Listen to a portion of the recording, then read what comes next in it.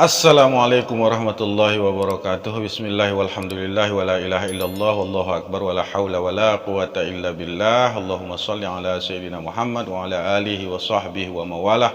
Amma ba'du, saudara-saudaraku seiman seaqidah, sebangsa dan setanah air dimanapun berada. Jumpa lagi kita dalam konten Islam kontemporer.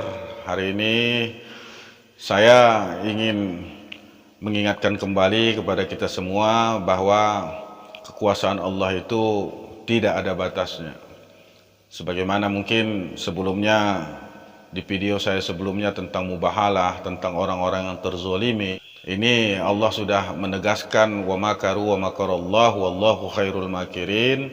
Kamu silahkan berskenario, berencana, membuat planning, perencanaan, mau terbuka, tersembunyi, mau berapa ribu orang, ratus orang yang merencanakan satu kejahatan atau apapun itu, tapi keputusan akhir itu adalah keputusan yang direncanakan dan diskenariokan oleh Allah.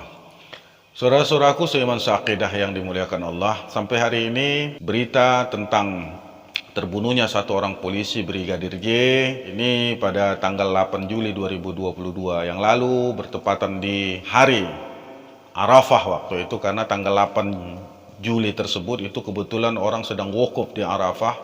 Dari Indonesia ini ada 105.000 menurut data dari Kementerian Agama, yang pada saat tanggal 8 itu semua umat Islam bahkan seluruh dunia itu wukuf di sana. Dan pada saat itulah terjadi satu case yang hari ini sangat merepotkan, sangat menggemparkan di Republik Indonesia ini, karena menyangkut dengan seorang jenderal bintang 2 yang berinisial FS yang sudah ditetapkan sebagai tersangka yang diduga sebagai otak pembunuhan terhadap Brigadir J ini. Tapi saya tidak lagi fokus kepada saudara FS ini, tapi saya ingin melihat dulu bahwa sesudah beliau ditetapkan TSK, banyak berkembang lagi, bahkan sekarang sudah hampir 36 orang aparat kepolisian yang ditindak tegas oleh Bapak Kapolri Listio Sigit dalam berbagai tindakan disiplin dan sebagainya, mutasi, itu kebijakan di dalam internal kepolisian. Tapi saya ingin mengingatkan kita semua, terutama kepada pejabat dan khususnya aparat hukum di negeri ini semua adalah iktibar dari Allah. Kenapa saya katakan demikian? Bertepatan tanggal 8 Juli itu yang mewakili umat Islam dari Indonesia ini ada 100.000 orang lebih yang wukuf di Arafah. Saya merasa yakin dari 100.000 orang yang wukuf di Arafah itu pasti ada orang-orang yang bersimpati terhadap kejadian yang sudah diputuskan oleh pengadilan terhadap terbunuhnya 6 orang yang ini masih rata-rata muda belia, ya, anak muda yang meninggal, yang dibunuh. Ini jelas-jelas dibunuh oleh oknum polisi yang 2 orang itu, dan polisi yang 2 orang ini sudah dibebaskan oleh pengadilan karena dengan alasan membela diri. Banyak yang memberikan ulasan dan pembahasan tentang benar atau tidaknya ke-6 orang korban ini mengadakan perlawanan atau tidak, atau memang benar mereka itu melakukan perlawanan bahkan mengancam nyawa 2 orang polisi yang bersenjata waktu itu di dalam mobil. Saya ingin menyampaikan bahwa rentetan dari terbunuhnya Brigadir J ini merupakan awal dari skenario Allah untuk membuka berbagai tabir yang diduga dimanipulasi oleh oknum-oknum yang terkait dengan terbunuhnya 6 orang di kilometer 50 itu. Saudara-saudara sekalian, kalau sudah mungkin ajal mereka, dan mereka kita harapkan mati syahid karena dugaan kita mereka itu terzolimi, dugaan kuat kita mereka itu dianiaya. Dengan berbagai alasan-alasan, dasar-dasar dan pertimbangan itu, dan kita berharap ini semua pihak, terutama juga aparat hukum yang kita yakini dengan munculnya satu problema atau dilema terhadap kepolisian ini bisa membuka mata hati mereka untuk menyatakan yang hak itu hak. Jadi kita meminta secara terbuka kepada aparat-aparat yang masih punya hati nurani, yang masih punya nilai-nilai kebenaran, nilai-nilai Pancasilais, yang kita berharap bisa benar-benar kalau bisa membuka kembali case terbunuhnya 6 orang syuhada, yang sebagian besar umat muslim mengatakan mereka itu syuhada, meninggal pada tanggal 7 Desember. Kenapa saya katakan demikian? Karena kaitan dari apa yang saya ceritakan tadi, simpatinya, saya yakin banyak simpatinya para hujjaj.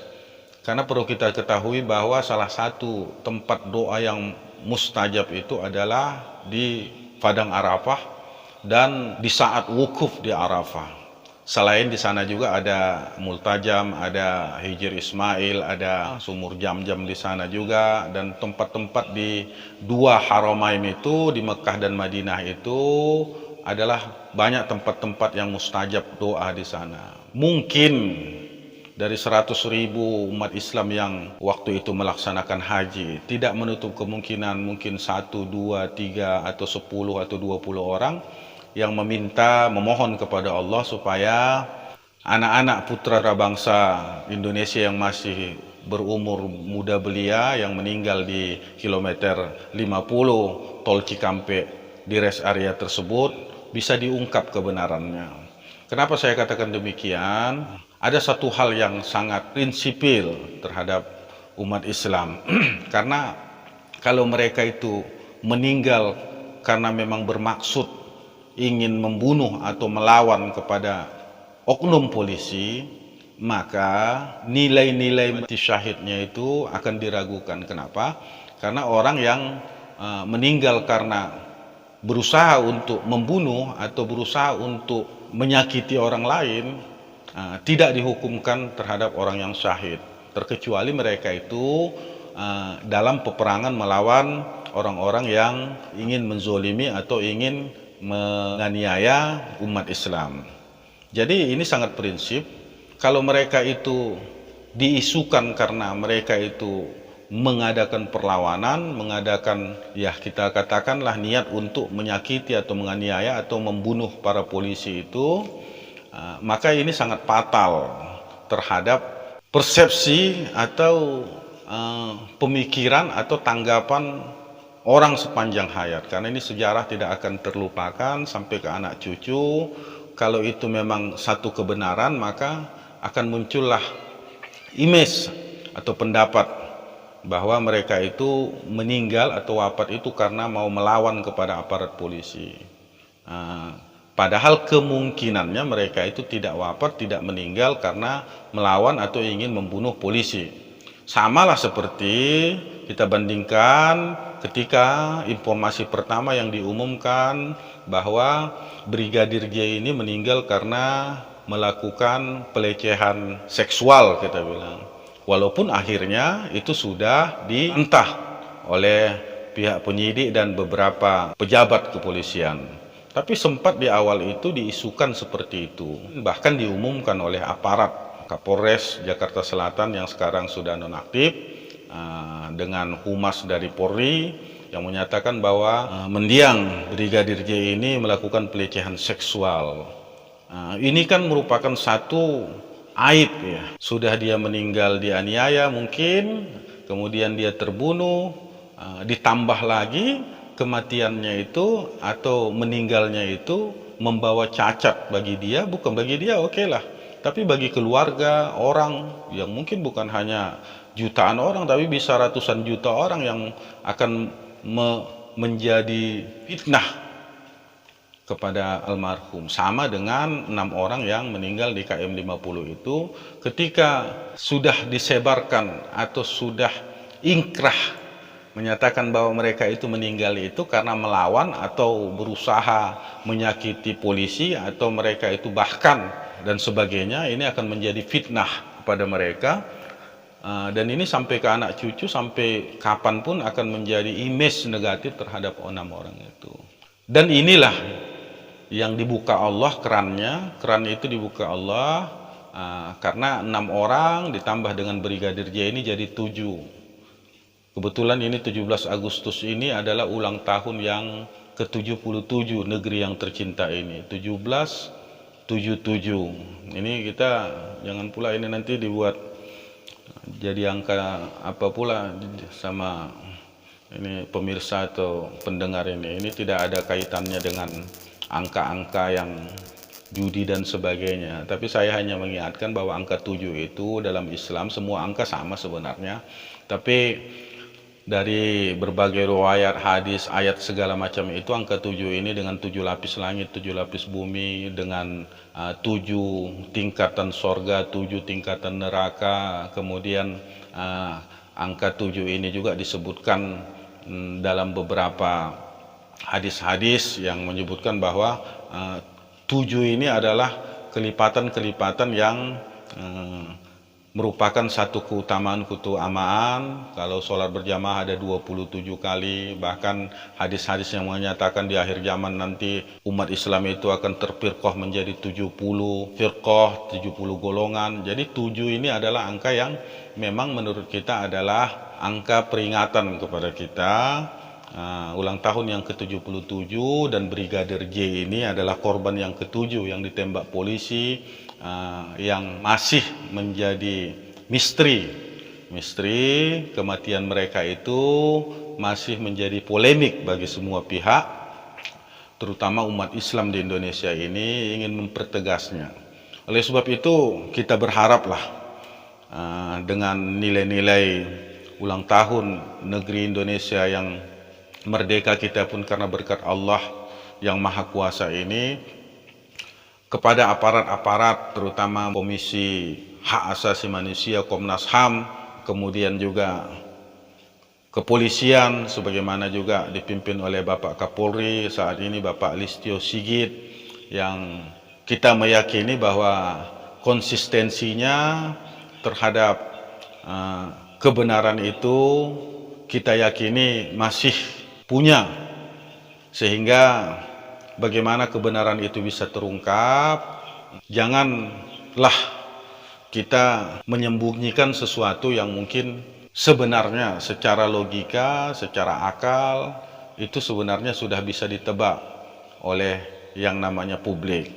Jadi jangan sampai sangkaan-sangkaan itu akan menjadi fitnah sepanjang hayat, sepanjang hidup, terutama terhadap Brigadir J ini. Alhamdulillah Bapak Kapolri sudah membentuk tim khusus dan kita melihat ada rentetan dari mubahalah Habib Rizik, kemudian dari doa terutama keluarga dari almarhum 6 orang yang kebenarannya kita semua saya harapkan berserah kepada Allah.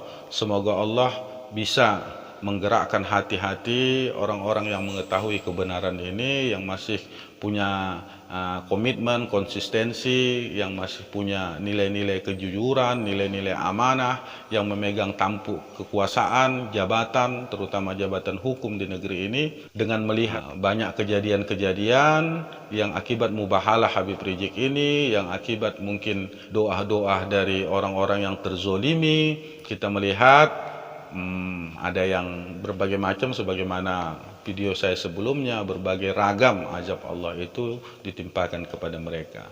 Mudah-mudahan ini menjadi iktibar yang besar, menjadi isyarat yang bisa kita terjemahkan sebagai umat Islam, sebagai orang yang beriman, sebagai negara yang berketuhanan yang Maha Esa. Yakinlah bahwa keadilan itu harus kita tegakkan, apapun konsekuensinya, karena negeri kita ini adalah negeri hukum, negeri yang berlandasan kemanusiaan yang adil dan beradab. Ketika keadilan ini tidak bisa kita tegakkan, maka jangan harap negeri ini mendapat rahmat ridho dari Allah Subhanahu wa taala. Nasrun minallahi wa fathun qarib wa basyiril mu'minin. Wassalamualaikum warahmatullahi wabarakatuh.